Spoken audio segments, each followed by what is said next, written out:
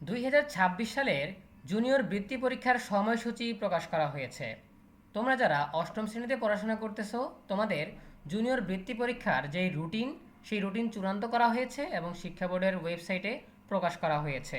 কোন বিষয়ের পরীক্ষা কবে অনুষ্ঠিত হবে, পাশাপাশি পরীক্ষা চলাকালীন সময়ে কি কি নির্দেশাবলী মেনে চলতে হবে, এ বিষয়ে বিস্তারিত সকল তথ্য জানিয়ে দিব আমাদের আজকের ভিডিওতে।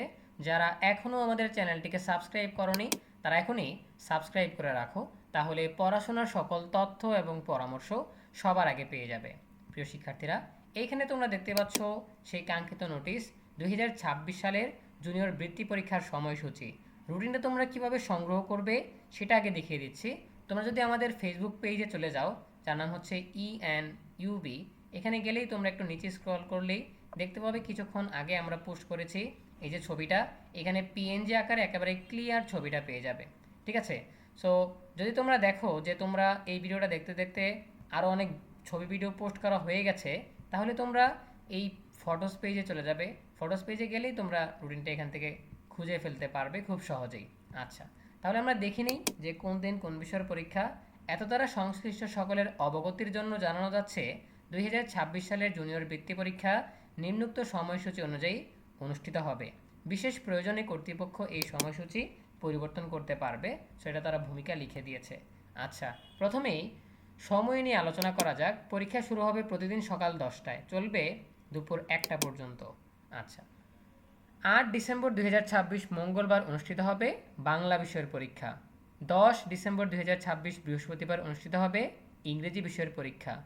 13 ডিসেম্বর 2026 রবিবার অনুষ্ঠিত হবে গণিত বিষয়ের পরীক্ষা। 15 ডিসেম্বর 2026 মঙ্গলবার অনুষ্ঠিত হবে বাংলাদেশ বিশ্ব পরিচয় এবং বিজ্ঞান বিষয়ের পরীক্ষা। ঠিক আছে? সো এবারের রুটিনটা খুবই সুন্দর হয়েছে। টানা একসাথে না নিয়ে একদিন দুই দিন গ্যাপ দেওয়া হয়েছে, যেটা শিক্ষার্থীদের প্রস্তুতি নিতে অনেক বেশি হেল্প করবে। সো রুটিনে আমরা জেনে গেলাম, এবারে চলো আমরা বিশেষ নির্দেশাবলী জেনে নিই। বিশেষ নির্দেশাবলীতে প্রথমেই বলা হয়েছে পরীক্ষা শুরুর 30 মিনিট পূর্বে অবশ্যই পরীক্ষার্থীদেরকে পরীক্ষা কক্ষে আসন গ্রহণ করতে হবে। সো পরীক্ষা 10টায় হলে 9:30টার মধ্যে তোমাদেরকে কক্ষে পৌঁছাতে হবে। এরপরে দ্বিতীয়ত বলা হয়েছে প্রশ্নপত্রে উল্লেখিত সময় অনুযায়ী পরীক্ষা গ্রহণ করতে হবে। বিজ্ঞান বিষয়ের জন্য 1.5 ঘন্টা, বাংলাদেশ বিশ্ব পরিচয়ের জন্য 1.5 ঘন্টা, মোট 3 ঘন্টা পরীক্ষা অনুষ্ঠিত হবে। সো কোন বিষয়ের প্রশ্ন কাঠামো কীরকম হবে, কি কি প্রশ্ন আসবে এবং সময় বন্টন কীরকম, এগুলো নিয়ে আমরা ভিডিও দিয়েছি। প্রশ্ন কাঠামোর ভিডিওটা দেখে নিলেই তোমরা এ বিষয়ে বিস্তারিত জানতে পারবে। এরপরে পরীক্ষার্থীগণ নিজেদের প্রবেশপত্র নিজ নিজ প্রতিষ্ঠান হতে পরীক্ষা আরম্ভের কমপক্ষে 7 দিন পূর্বে সংগ্রহ করবে। সো জুনিয়র বৃত্তি পরীক্ষার প্রবেশপত্র বিতরণ নিয়ে নোটিশ আসবে। যখন নোটিশ আসবে তখন তো তোমাদেরকে আমরা জানিয়ে দিব যে কবে থেকে বিতরণ শুরু হবে, তখন তোমরা সংগ্রহ করে নিতে পারবে। পরীক্ষার্থীগণ তাদের নিজ নিজ উত্তরপত্রের ওএমআর ফর্মে তার রোল নম্বর, রেজিস্ট্রেশন নম্বর, বিষয় কোড ইত্যাদি যথাযথভাবে লিখে বৃত্ত ভরাট করবে। কোনো অবস্থাতেই উত্তরপত্র ভাঁজ করা যাবে না। সো ওএমআর কীভাবে পূরণ করতে হয়, কি কি সতর্কতা রয়েছে, কি কি নির্দেশাবলী রয়েছে এবং ভুল হলে করণীয় কি, এই সবগুলো বিষয় নিয়ে আমরা খুব শীঘ্রই ভিডিও দিয়ে দিব। সো সেখান থেকে দেখে দেখে তোমরা শিখে নিতে পারবে, কারণ ওএমআর পূরণ করা তোমাদের কাছে অনেকের কাছেই নতুন, কারণ তোমরা আগে কোনো বোর্ড পরীক্ষায় অংশগ্রহণ করনি। এরপরে পঞ্চম যেই নির্দেশাবলী বলা হয়েছে, পরীক্ষার্থীগণ পরীক্ষায় বোর্ড কর্তৃক অনুমোদিত সাধারণ সায়েন্টিফিক ক্যালকুলেটর ব্যবহার করতে পারবে। সো বোর্ড থেকে কোন কোন ক্যালকুলেটরের অনুমোদন দেওয়া হয়েছে, কোন কোন মডেলের ক্যালকুলেটর ব্যবহার করা যাবে, এটা নিয়ে খুব শীঘ্রই নোটিশ আসবে। নোটিশ আসলে আমরা তোমাদেরকে বিস্তারিত ভিডিও দিয়ে দিব।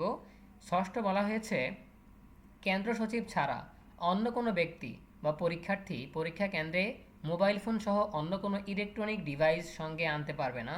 অর্থাৎ তোমরা পরীক্ষার্থীরা এবং কোনো শিক্ষকরা মোবাইল ফোন বা অন্য কোনো ইলেকট্রনিক ডিভাইস পরীক্ষার হলে আনতে পারবে না। সো এই হচ্ছে বিষয়, আমরা রুটিন জেনে নিলাম, পাশাপাশি আমরা জেনে নিলাম বিশেষ নির্দেশাবলী। সো তোমাদের জন্য আলাদা একটা প্লে লিস্টই রয়েছে জুনিয়র বৃত্তি পরীক্ষা, সেই প্লে লিস্টে তোমাদের জন্য প্রয়োজনীয় সকল আপডেট, সকল ভিডিও সেখানে পেয়ে যাবে।